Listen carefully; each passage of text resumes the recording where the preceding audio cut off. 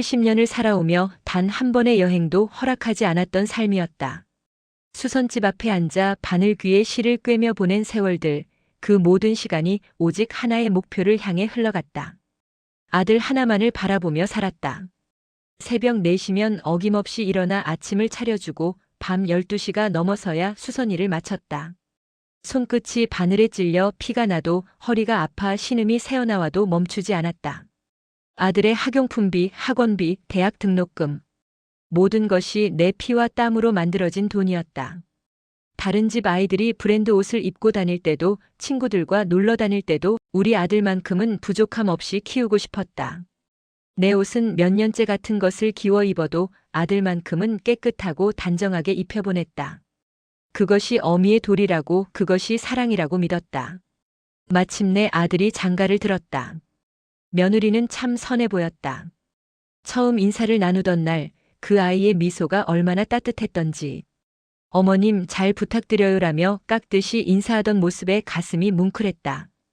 이제야 숨을 돌릴 수 있겠구나. 이제야 내 살도 좀 살 수 있겠구나 싶었다. 70년 만에 처음으로 여행 계획도 세워보고 친구들과의 만남도 기대해봤다.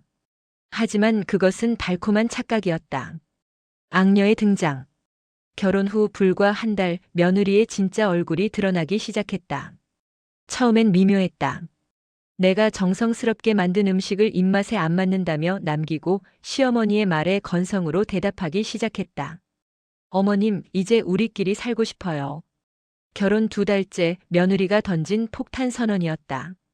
아들이 출근한 사이 나와 단둘이 남았을 때였다.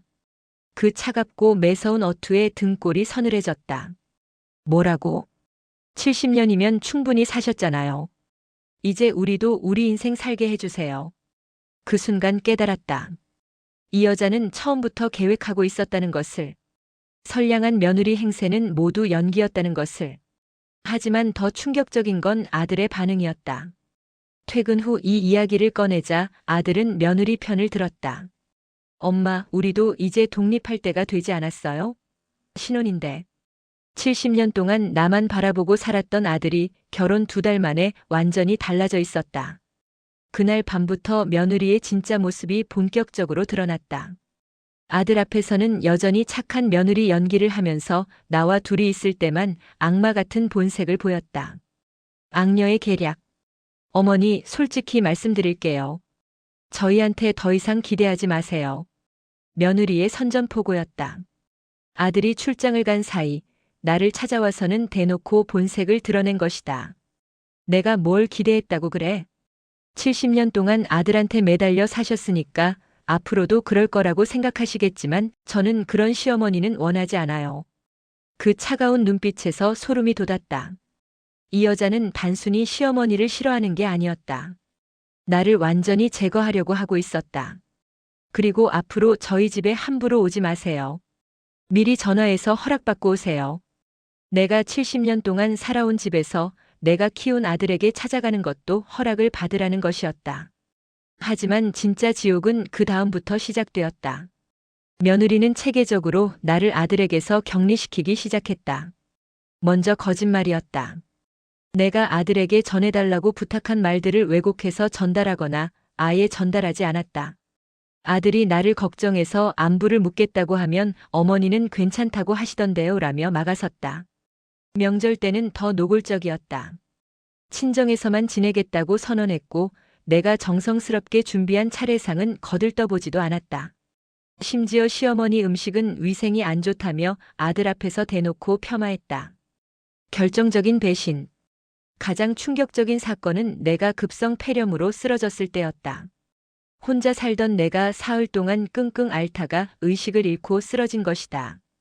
다행히 이웃집 아주머니가 발견해서 응급실로 실려갔지만 의사는 하루만 늦었어도 위험했다고 했다.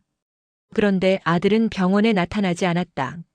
나중에 안 일이지만 며느리가 어머니가 괜찮다고 하니까 병문안 갈 필요 없다고 막은 것이었다. 실제로는 내가 생사를 오가고 있는데도 말이다. 일주일 뒤에야 아들이 병원에 나타났다. 그것도 이웃집 아주머니가 직접 전화를 걸어서야. 엄마, 왜 말 안 했어? 내 아내한테 연락하라고 했는데. 그 순간 아들과 며느리가 주고받는 눈빛을 봤다. 며느리는 태연스럽게 거짓말을 했다. 어머님이 큰 병이 아니라고 하셨는데요. 입원할 정도는 아니라고. 아들은 며느리의 말을 믿었다. 아니, 믿고 싶어 했다. 엄마보다 아내를 택한 순간이었다. 병원 침대에 누워 그 광경을 보면서 나는 모든 것을 깨달았다. 이 며느리는 나를 죽음에 이르게 하려고 하고 있다는 것을, 그리고 내 아들은 그 공범이 되어가고 있다는 것을. 악녀의 승리.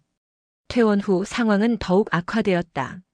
며느리는 이제 대놓고 나를 적대했다. 어머니, 병원비는 어머니가 내세요. 저희는 신혼인데 그런 여유 없어요. 70년 동안 아들을 위해 모은 전 재산을 쏟아부었는데 병원비조차 내주지 않겠다는 것이었다. 더 충격적인 것은 아들이 아무 말도 하지 않는다는 것이었다. 그리고 이제 정말 독립하고 싶어요. 어머니도 이해해 주실 거죠? 드디어 최후 통첩이 왔다. 아들을 데리고 멀리 이사를 가겠다는 것이었다. 어디로 가려고? 그건 어머니가 알 필요 없는 일이에요. 어차피 앞으로 연락도 안 할 거니까요. 그 순간 아들을 바라봤다. 내가 70년 동안 목숨처럼 키운 그 아이가 고개를 숙인 채 아무 말도 하지 않고 있었다. 아들아, 정말 그럴 거냐? 오랜 침묵 끝에 아들이 입을 열었다. 엄마, 미안해요. 하지만 이제 제 가정이 우선이에요. 그 말을 듣는 순간 70년의 삶이 무너져 내리는 소리가 들렸다. 충격적인 진실. 며느리가 승리의 미소를 지었다. 하지만 그때 며느리가 한 말이 나를 더욱 충격에 빠뜨렸다. 어머님도 이제 아시겠죠? 저는 처음부터 이런 사람이었어요. 뭐라고? 시어머니를 모시고 살 생각 따위는 처음부터 없었어요. 남편만 빼앗으면 되는 거였거든요. 그리고 성공했네요. 며느리는 계속해서 충격적인 말을 쏟아냈다. 알아요? 결혼 전부터 남편한테 말했어요. 어머니는 너무 집착이 심하시다. 건강하게 오래 사시면 우리가 힘들어진다고요. 처음엔 남편이 어머니 편을 들더니 점점 제 말에 동조하기 시작했어요. 그런 말을. 그리고 어머니가 아플 때마다 큰 병이 아니다. 혼자서도 충분히 할 수 있다고 남편을 달랬어요. 어머니가 외롭고 아파도 상관없었어요. 중요한 건 남편이 어머니한테 신경 쓰지 않는 거였거든요. 나는 온몸이 떨렸다. 이 여자는 단순한 악녀가 아니었다. 계획적이고 치밀한 악마였다.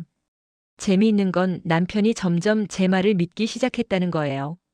어머니보다 저를 더 신뢰하게 됐죠. 이제는 제가 뭐라고 해도 의심하지 않아요. 마지막 복수. 그날 밤 나는 결심했다. 이대로 당하고 살 수는 없다고. 70년을 바친 내 인생이 이런 악녀 때문에 무너질 순 없다고. 며느리가 얼마나 교묘한지는 알았지만 한 가지 놓친 게 있었다.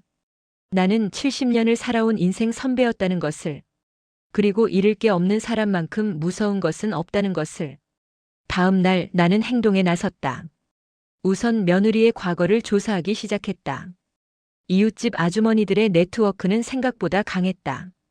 며느리의 친정집 근처에 사는 지인을 통해 충격적인 사실들을 알게 됐다.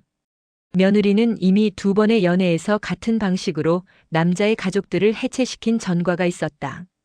첫 번째 남자친구와는 그 남자의 어머니가 병으로 쓰러진 후 헤어졌고, 두 번째는 남자의 형제들과 갈등을 일으켜 가족을 분열시킨 후 떠났다. 그리고 현재 우리 아들과의 결혼도 처음부터 아들의 재산만 노리고 접근한 것이었다. 아들이 물려받을 수선집 건물과 적금들을 노린 계획적인 결혼이었던 것이다.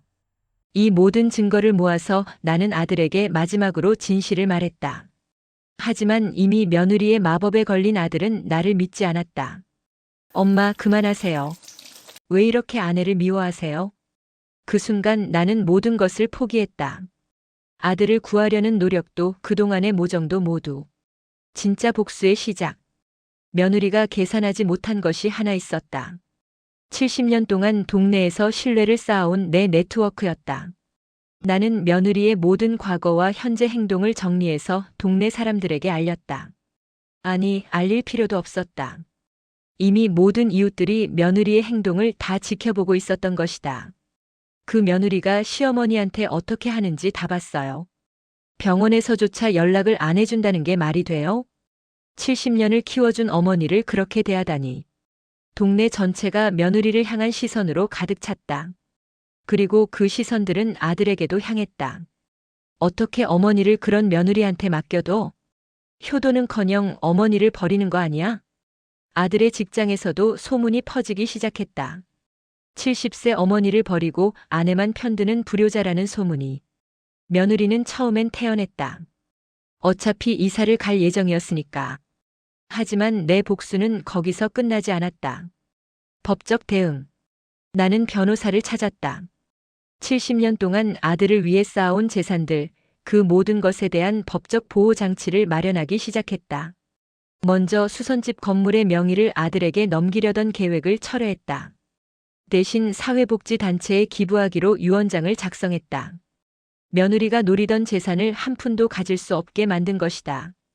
그리고 아들 명의로 되어 있던 적금들도 모두 해지했다. 70년 동안 모은 내 피와 땀의 결실을 아들이 며느리에게 넘겨주는 것을 막기 위해서였다. 변호사는 추가로 조언했다.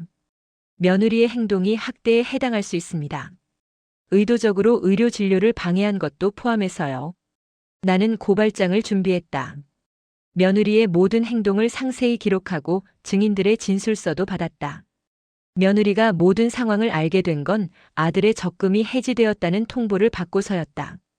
어머님, 이게 뭐예요? 화가 난 며느리가 나를 찾아왔다. 하지만 이번엔 내가 주도권을 쥐고 있었다. 내가 원하던 대로 해준 거야. 이제 정말로 독립해서 살아라. 적금도 부동산도 다 어떻게 한 거예요?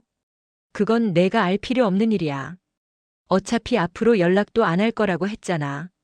내가 며느리의 말을 그대로 돌려준 것이다. 며느리는 완전히 당황했다. 계획했던 모든 것이 무너진 것이다. 그리고 이거 받아라. 나는 고발장 사본을 며느리에게 던져줬다. 노인 학대, 의료방해, 재산 편취 시도. 다 기록되어 있어. 며느리의 얼굴이 창백해졌다. 설마, 정말로 고발하실 거예요? 당연하지. 70년을 살면서 이런 악년은 처음 봤거든. 며느리가 패닉 상태가 되자 진짜 모습이 완전히 드러났다. 아들 앞에서까지 본색을 감추지 못하기 시작한 것이다. 당신 어머니가 미쳤어. 우리를 고발한다고 해. 그리고 재산도 다 처분해버렸어. 우리가 뭘 먹고 살아? 그제야 아들이 깨달았다. 아내가 자신을 사랑한 게 아니라 재산을 노린 것이었다는 걸. 그럼 나와 결혼한 이유가 당연히 돈 때문이지.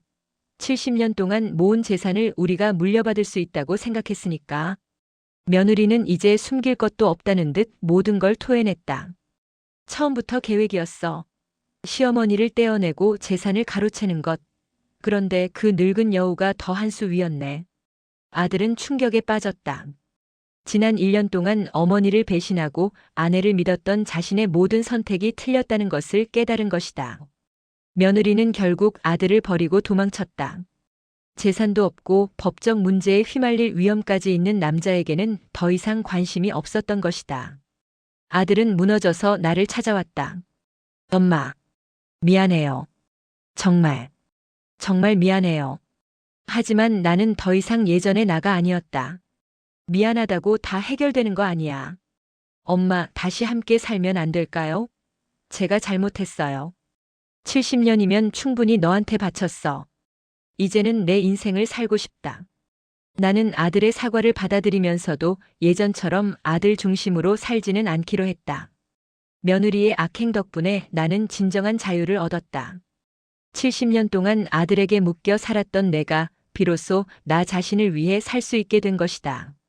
첫 번째로 한 일은 여행이었다. 70년 만에 처음으로 떠난 제주도에서 바다를 보며 울었다. 그동안의 모든 한을 다 쏟아낸 것 같았다. 두 번째로는 봉사활동이었다. 나와 비슷한 처지의 노인들을 도우면서 내 경험이 다른 사람들에게 도움이 된다는 것을 깨달았다. 아들은 지금도 가끔 찾아온다. 하지만 예전처럼 내가 아들만 바라보며 사는 것은 아니다. 서로 독립적인 존재로서 건강한 관계를 유지하고 있다. 지금 생각해보면 그 며느리에게 감사해야 할지도 모르겠다. 그 악녀가 아니었다면 나는 평생 아들에게 매달려 살았을 것이다.